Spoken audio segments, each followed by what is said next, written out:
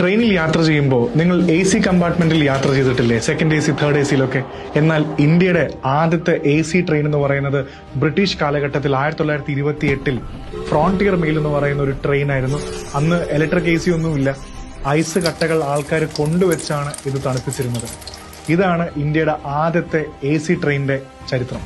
1928 British കാലഘട്ടത്തിൽ ഈ train ശരിക്കും ഫ്രോണ്ടിയർ മെയിൽ എന്ന് പേര് വരാൻ കാരണം അന്നത്തെ ബോംബെയിൽ നിന്നും പാകിസ്ഥാൻ, ഇന്നത്തെ പാകിസ്ഥാനിലെ പെഷാവർ വരെ പോകുമായിരുന്നു, നോർത്ത് വെസ്റ്റ് ഫ്രോണ്ടിയർ പ്രോവിൻസ് വരെ. ഇതില് ACയുടെ കാര്യത്തിന് മുന്നേ ഈ ട്രെയിനിന് വേറൊരു സവിശേഷത കൂടെ ഉണ്ട്. അതാണ് ഇതിന്റെ ടൈം കീപ്പിംഗ്. ഒരിക്കലും ഈ ട്രെയിൻ ലേറ്റ് ആവില്ല. സാധാരണ നമ്മൾ എപ്പോഴും പരാതി പറയും ട്രെയിൻ ലേറ്റ് ആയി വരുന്നു എന്ന് പറയുന്നത്. ആ കാലത്ത് പ്രധാനപ്പെട്ട ഒരു ഫേമസ് കോട്ടാണ്, റോളക്സ് വാച്ച് നിങ്ങൾ പറ്റിക്കും, പക്ഷേ ഈ ട്രെയിൻ ഒരിക്കലും സമയത്തിന്റെ കാര്യത്തിൽ നിങ്ങളെ പറ്റിക്കില്ല. പല ആൾക്കാരും ഈ ട്രെയിൻ സ്റ്റേഷനിൽ വരുമ്പോഴാണ് അവരുടെ വാച്ച് പോലും അഡ്ജസ്റ്റ് ചെയ്തിരുന്നത്.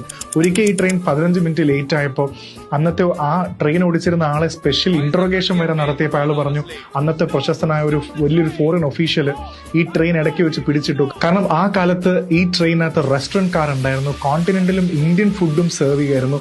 ആ ഒഫീഷ്യലിന് ഇതിനകത്തുനിന്ന് ഫ്രൈഡ് ഫിഷും ചിപ്സും വേണമെന്നുള്ളതുകൊണ്ടാണ് ഈ ട്രെയിൻ നിർത്തിവെച്ചത്. അന്നത്തെ കാലത്ത് ഇവിടുത്തെ ചർച്ച് ഗേറ്റിൽ ഈ ട്രെയിൻ എത്തുന്ന സമയത്ത് ബോംബെ ബറോഡ സെൻട്രൽ ഇന്ത്യ റെയിൽവേയുടെ ഹെഡ്ക്വാർട്ടേഴ്സിൽ കറക്റ്റ് ടൈമിൽ വന്ന അവിടെ വലിയ ഫ്ലഡ് ലൈറ്റ്സ് ഫ്ലാഷ് ചെയ്ത് കാണിക്കും. അതൊരു കസ്റ്റമായിരുന്നു അന്നത്തെ കാലത്ത്. ഫ്രോണ്ടിയർ മെയിലിന് അന്ന് 6 കാരേജസ് ഉണ്ടായിരുന്നു, എഞ്ചിൻ അല്ലാതെ തന്നെ. നേരത്തെ പറഞ്ഞ റെസ്റ്റോറന്റ് കാർ എന്ന് പറയുന്നത് ക്വീൻ ഓഫ് രാജ്പുത്താന എന്ന് പറയുന്നത്. ഇതിൽ കോണ്ടിനെന്റലും ഇന്ത്യൻ ഷെഫുമാരൊക്കെ ഉണ്ട്, ഈവൻ ബാർ പോലും ഉണ്ടായിരുന്നു. ഫസ്റ്റ് ക്ലാസ്സിൽ മാത്രമേ ഈ സർവീസ് എല്ലാം ഉണ്ടായിരുന്നുള്ളൂ. കാരണം കൂടുതലും British civil servants, military officers, അന്നത്തെ ഗവർണർ, എലീറ്റ് ആയിട്ടുള്ള ആൾക്കാരാണ് ഈ ട്രെയിനിൽ യാത്ര ചെയ്തിരുന്നത്. അപ്പോൾ തണുപ്പ് എങ്ങനെ കൊണ്ടുവരുന്നതെന്ന് ചോദിച്ചാൽ ഈ ട്രെയിനിന്റെ അടിയിൽ ഇരിക്കുന്നതിന്റെ അടിയിൽ ഒരു ഗ്രൗണ്ട് ചേംബർ ഉണ്ടായിരുന്നു. ആ ഗ്രൗണ്ട് ഫ്ലോർ ചേംബറിലാണ് ആൾക്കാർ സ്റ്റേഷനിൽ ഐസ് കൊണ്ടുവന്നിരുന്നത്. വലിയ കട്ട ഐസുകളാണ് കൊണ്ടുവന്നിരുന്നത്. ഈക്വൽ ഇന്റർവെൽസിൽ ഇത് കൊണ്ടുവന്നു ഈ ഗ്രൗണ്ട് ഫ്ലോർ ചേംബറിനകത്ത് വെക്കും. ഇതിനകത്ത് ഒരു ബാറ്ററി പവർഡ് ഫാൻ ഉണ്ടായിരുന്നു. അപ്പൊ ഈ ഫാനാണ് ഈ തണുത്ത കാറ്റിനെ മുകളിലേക്ക് കണക്ട് ചെയ്ത്, പിന്നീട് നമ്മുടെ തലയുടെ മുകളിൽ ഒരു വെന്റ് ഉണ്ട്, ഇന്നത്തെ AC പോലെ തന്നെ. ആ വെന്റിൽ നിന്ന് തണുത്ത കാറ്റ് വരും. വെള്ളം മെൽറ്റ് ചെയ്യുന്ന സമയമാകുമ്പോൾ തന്നെ അടുത്ത ഈക്വൽ ഇന്റർവെൽ അടുത്ത സ്റ്റേഷനിൽ ആൾക്കാർ ഐസ് കൊണ്ടുവരും.